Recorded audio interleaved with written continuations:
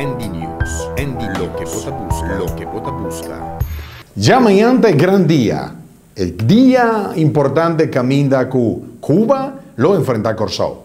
Lógico, enter pueblo de Corsou y isla nan cercanos, seguro, da apoyar a isla de Corsou. Láganos mostraba parte de conferencia, camina a declarar información importante para Wega, Kutabaituma lugar, ja razón ahora. Vorige week waren wij ook hier aanwezig. Toen kwam onze selectie net op Curaçao aan. Nu hebben we weer een persconferentie 2 dagen voor de wedstrijd. Cuba is vanmiddag aangeland.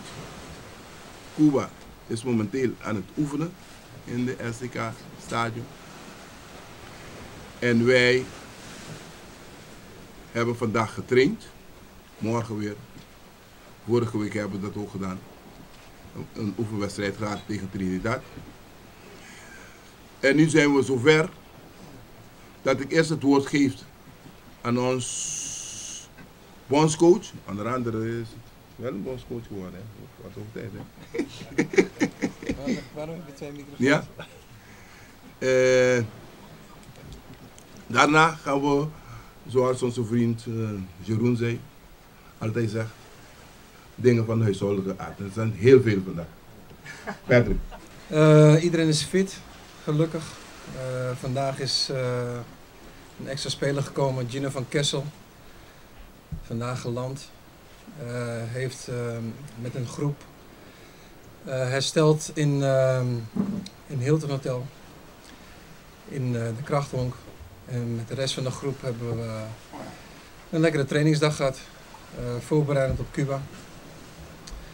En wat ik wil zeggen, gelukkig zijn er geen ernstige blessures. Dus iedereen is inzetbaar voor de wedstrijd tegen Cuba. Waar wij heel erg veel zin in hebben om die wedstrijd te spelen.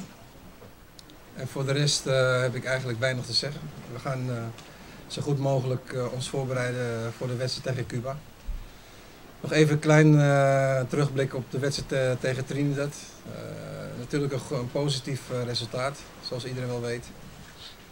Maar het was maar oefenen. En ik heb in de eerste helft heb ik een team laten spelen en ik heb in de tweede helft een heel ander team ook laten spelen.